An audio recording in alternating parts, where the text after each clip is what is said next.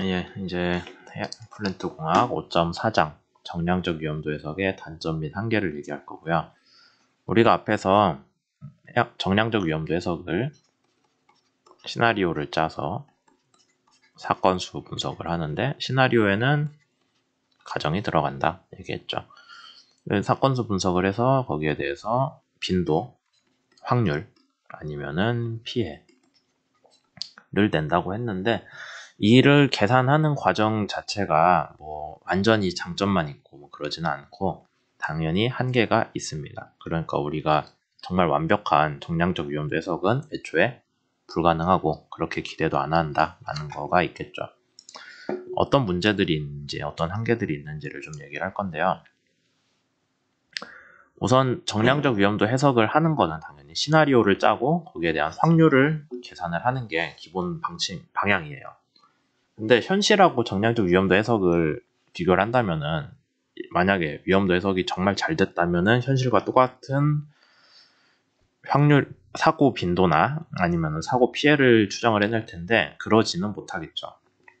거기에 대한 문제가 여기 5가지가 그 근거로 책에서 제안이 되어 있습니다. 우선 처음에 보는 거는 가정이 제대로 안 돼 있을 수도 있다는 거예요.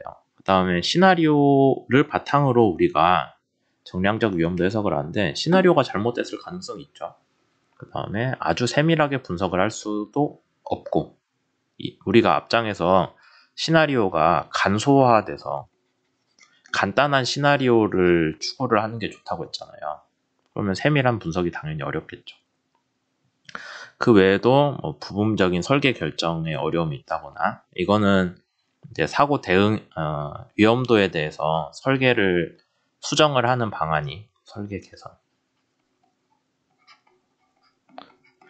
개선이 쉽지 않다라는 얘기고요. 그 다음에 마지막으로 사망자라는 거에 대해서 위험도를 계산을 했을 때 걔를 얼마만큼의 돈을 들여서 안전하게 만드는 게 편익 분석이 맞겠냐, 비용이랑 편익인데 여기에 대한 계산이 가능하냐라는 문제들도 있습니다.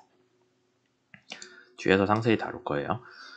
우선 가정이라는 게 좀 한계가 있다. 왜냐면은 우리가 가정을 할 때는 발생 빈도, 피해 규모, 사고 시나리오 이 3가지를 고려를 해서 시나리오를 구성하기 위한 적절한 가정들을 하는 게 당연히 하는 내용인데 그렇게 했을 때 이제 실제 사고와 가정된 사고가 최대한 가까워지도록 하는 게 당연히 필요하죠. 근데 그런 가정들을 우리가 항상 다 할 수 있냐? 한계가 있지 않냐라는 얘기고요.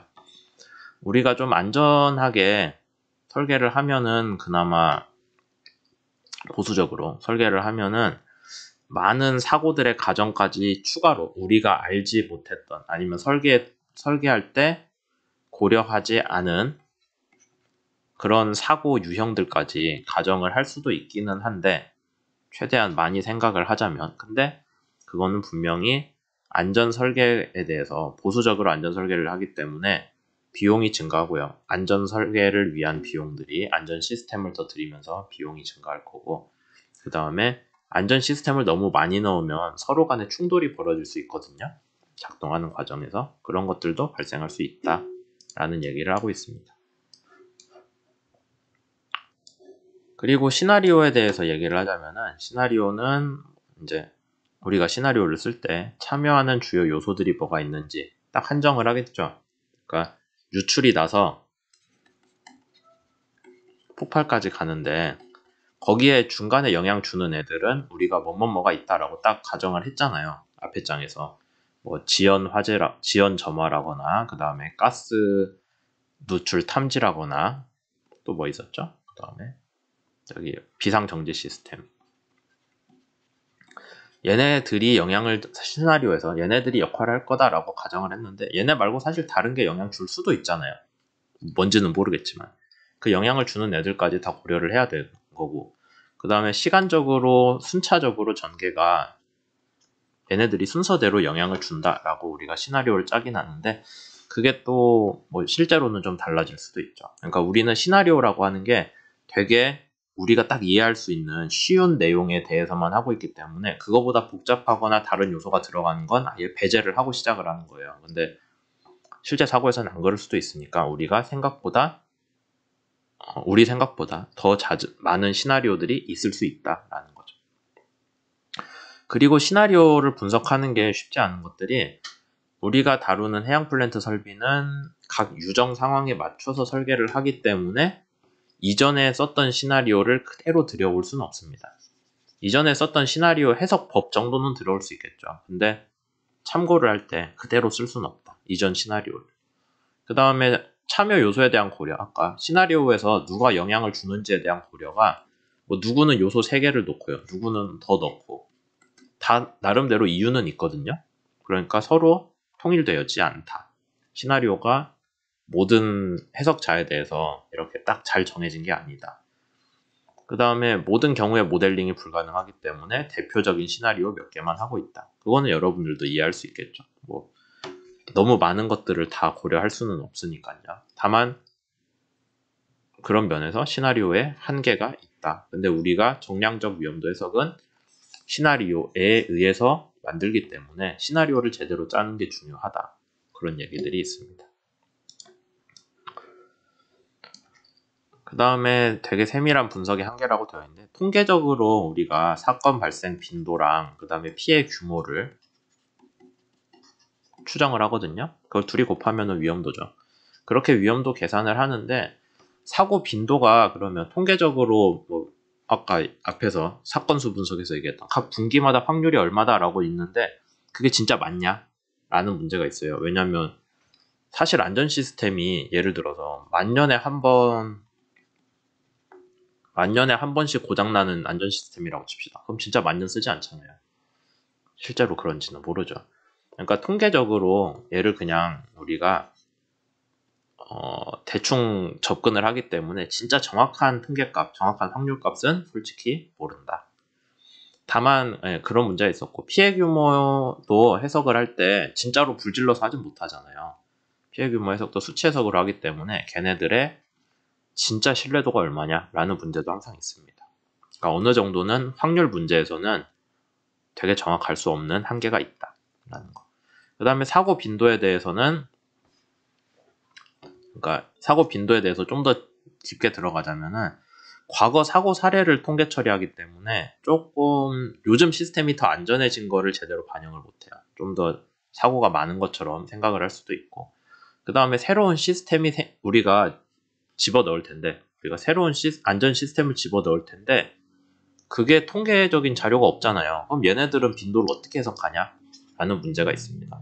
사고 시나리오도 이제 좀 사고 사례를 분석을 해보니까 이런 식의 사고도 발생했네? 그 시나리오를 넣어보자 라고 했을 때 그 시나리오에서 나오는 빈도값, 그건 또 어떻게 우리가 계산을 하냐? 라는 거에 대해서는 아직 답이 없는 거죠. 그 외에도 이제 아까 앞에서 얘기했던 부분적인 설계 결정이라는 거는 설계 개선에 대한 얘기입니다. 여기서는 그냥 편하게 예시를 들었는데, 여러분들이 화재 감지 시스템이 있다고 쳐요. 신뢰도를 안전무결도 2로 예상을 했습니다. 계산을 해봐야 되겠죠. 쭉 했는데 아직 위험도가 높아서 안전무결도 2만 가지고는 대응을 못해요. 그러면은 여러분들이 쉽게 생각할 수 있는 게 그러면 SIR 3을 쓰면은 좀 나아지나요? 위험도가? 그렇게 얘기할 수 있는데, 누가 손을 들고 SIL을 높이는 거 말고 다른 것들도 설계를 해서 위험도를 낮출 수가 있지 않나요? 라고 얘기를 하는 거죠. 단순히 안전 시스템을 더 좋게 만드는 게 아니라 애초에 설계를 좀 바꿔가지고 그냥 위험 요소를 없애는 게 낫지 않냐? 라고 얘기하면은 그것도 고민해볼 만하죠.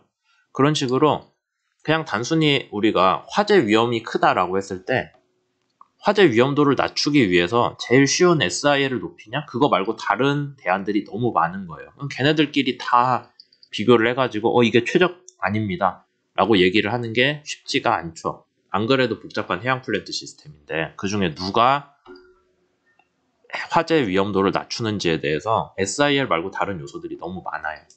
여기서 보면은 뭐 이런 실제적인 예들이 있습니다. 그런 식으로 나오다 보니까 우리가 안전 시스템 하나만 가지고 위험도를 얘기를 하는 게 설계 입장에선 편한데, 그게 전체 안전에서 제일 최적의 방향인지 판단하기가 어려워요.